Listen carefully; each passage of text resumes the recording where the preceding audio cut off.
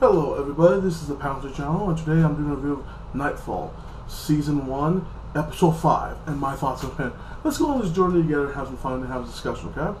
Well, it starts off, well, the king is like walking out to, greet his soldiers about the big battle with England about to happen. And like the advisor's like, we should not go to war with England, we should make peace with them. He's like, no, they always make peace with us, they're disgusting, dishonorable people. He walks out and makes a big speech. All soldier leaders, yeah, we could do it, yeah. And then it cuts off to I don't know if this is not important. Maybe the last thing the guys are speaking Arabic, the white people from basically the Muslim version of the Knight Templars. Okay, they're like.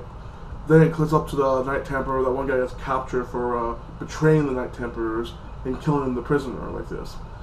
I don't think the Knight Templars would do this because this is kind of like a mockery to Christianity and Catholicism, and basically a sacrilege to the whole religion like this. They have him tied up with him chained, carrying a cross on his back, and they have him line up like basically like a bunch of soldiers like this in a kind of like a gang thing, like you beat you in, beat you out, And they're like, if you submit and say you're sorry for what you did, we'll forgive you. And his brothers, every time you punch this guy, if you do it soft, you do not do him a favor. He would live in sin. If you hit him hard, his sin will be pleasant. And I'm like, okay, that'd be hard. So he walks in, every guy gets to turn a bunch of really hard. One guy got blamed for it, got ripped by the time, was pissed, hit him really hard, he fell down, he's bloody, getting beat up. Well, it cuts off to this, okay? You see the king and the king advisor like this, and like just talking back and forth, and like, well, let me at least talk to the ambassador like this. So he goes to talk to the English ambassador with a couple of soldiers like this. Okay, and then it cuts off of this. You see the Jewish girl from the last episode, kind of tracking down, thinking that one guy. It killed the Wookiee guy's fiance, I guess, and you see the freaking Wookiee guy looking for the Jewish girl, like that, with the trainer guy from the Knights Templar, like this. So that's a part of the story. Okay, and you see that little bit. They talk to some of the Jewish people in the surge of France, and they're like, we don't know where she's at, but hopefully that one guy kills her. I got beaten because of you bastard. And then he gets pissed off. He's like, calm down, boy, the trainer guy. We'll go back to the castle. You see the queen complaining about having sex with the king, how it was disgusting, and how she regretted it, but she had to do it, and like she, and like how she's still happy having a kid. And then you see, freaking like when the freaking Sebastian, the next thing is basically the Sebastian knocking down the door, incapacitating the two British soldiers, walking in and finding the room's empty. He's like, I must tell the king about this. So he tells the king, hey, the English ambassador has freaking escaped and left with this. And the king's like, this English people have no honor. We fed them good. We show them great respect. And these people disrespected us like this, and this leaving the night. It's unforgivable, it's unhonorable. Making them like, okay, really, you're probably gonna kill his ass, but fine. And then they talk about their wedding plans and this, and their wedding should go on. And then it cuts off to basically this one part when the basically doctor of the Knight Templar was walking, getting some medicine like this, and you see the light warriors of Islam like that. Basically the Muslim of the Knight Templars. I don't know if they're weird, but in the show they are. They're just they say like talking to the guy, and he's like this, and you find out the doctor was once a Muslim like this, and he converted to Christianity. He's like this, they would never truly accept you. You will always be one of us like this. You will trade the true religion like this. Okay, and the end is this. Well, my master wants to talk to you about some stuff. And I got the veil, and he's like, what was my son? Is he okay? He's like, he's dead. Like this, somebody did assassinate him basically. And he's like, he was all pissed. He's like, I will talk to your master after you give him my son's body. But he's already dead. He's like, no, you will give him my son's body. And he puts the sword in him, and he's like, okay, I'll tell that to my master. So he goes to the master of the Knights Templar. But before then, it switches off to you see the Wookiee Templar guy, the guy he had his fiance killed. But I'm gonna come to Wookiee now because let's pass that. The Wookiee Templar guy and the freaking trainer Templar guy go in and walk around, and they're respecting the freaking castle, like this, with the ambassador's room. Like they have to look for anything, and they find one guy smells something He's like, what's that smell? And he puts the sword in a box, and it was Greek fire. And he's lighting. He's like, oh my God, there's Greek fire around. We need to tell the king this is very dangerous. So they tell the king, and they go around. There's only one guy knows about this stuff, and he's back in there. He's condemned for killing an infidel. So they go back. He interrogates that one guy. The one guy said, like, I know his name, but I never met him in person like this. And he's a great poisoner and a great freaking assassin. There's nothing you can do. It cuts off basically the king asking the master of the Knight Templar to guard his wife, and they decided to have the wedding at the castle like this, you know. And the king's like, "Yes, only you could save my wife, and thank you for talking to my wife. She came to my bedroom, and I had her for 4 days, and basically telling him like the king's wife's lover, you know, I've been fucking my wife again. Thanks for telling her." And he doesn't know that, you know, the guy was fucking his wife. But I was like, dude, fuck him, dude. Like, you should not be mad about his wife. You should be happy about him getting his wife back. You're an asshole, fucking your friend's wife, dude. Fuck you, dude. But it's not the point. And he's all upset.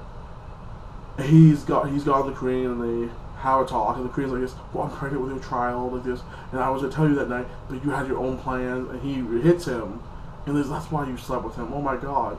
And he's about to kiss her, but the other guy walks in and talks to him like that. And they walk out. And they discuss what they're gonna do. And the information they got from the prisoner, from the guy who killed the other prisoner, is if you walk around and spread sheet walk, that would show you the basically Greek fire like that if it's there. Like, it would uncover it, you know, and then you know what's going on. Okay, well, they have a little Beatrice party to honor and celebrate the coming marriage between the queen of the princess of France to this prince of Spain, like that. And they're all drinking wine. The king's main advisor, you know, was drinking the wine. He found out it was poison. He collapsed, knocked the poison from the queen's hand, like this. And that was early on in the episode. I apologize, I missed that scene, but this is early on, like this. So, you know, my bad. He's bedridden. He's sick. He's dying. And the doctor can't help him out. The Pope comes in and like does the horrible shit and all this stuff. Like, you know, give him his blessing, give him the cracker, you know, and like. Even they have the Knight Templar guy try to help him out, and that didn't help. Well, after that, you see the master of the Knight Templar talking to the doctor guy, and the doctor guy's like this. Yes, the guys came to the light people like this, and they want his the body back. And then he's like, give him the body. And then he's like, that's his son. He's like, yeah, just give him the body. It's his son. But why? He's like, do it now.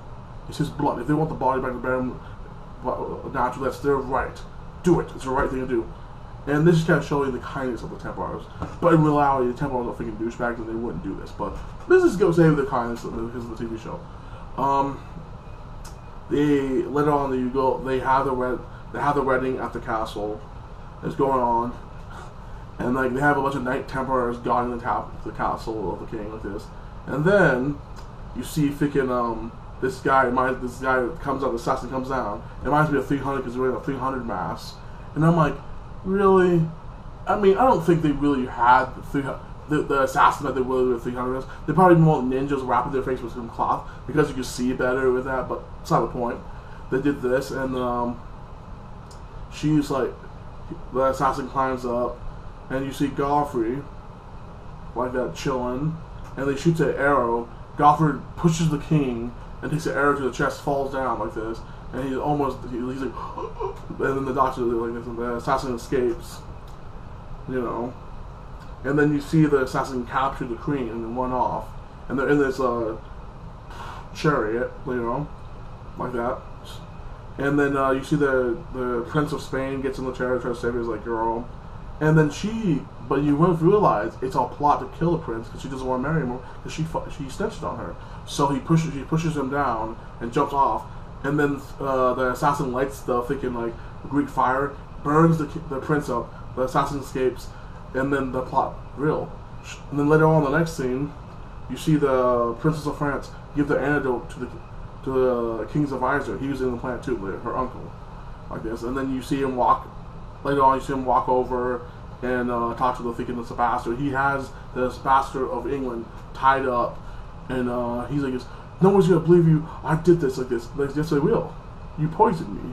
Like it made a big speech about how he planned it out and how England would not be blaming the king, but only he would be blamed for his treachery like this, and how his plan of having the princess of France marry the king of England, like how it's gonna work out, and how you're gonna die.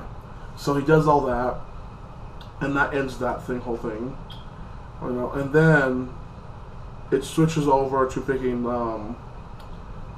the Queen of France and thinking Master of the Knight Templar talking about, hey, I still love you, you're having my child, we can still be there, we can run off and be in the land. And she's like, how can we run off?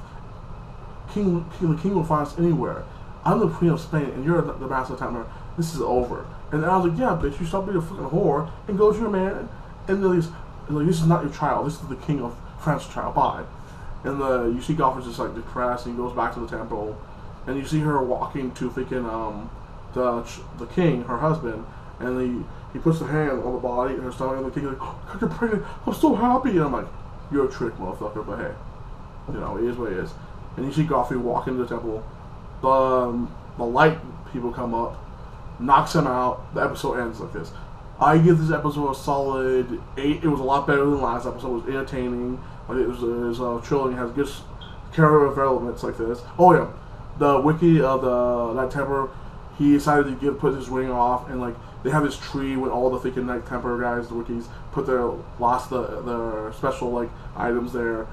Basically wings, your child's shoes. But it was a pretty good meme. Like it's basically taking off the pain of losing his fiance and saying, I can move on and be a member to this thing.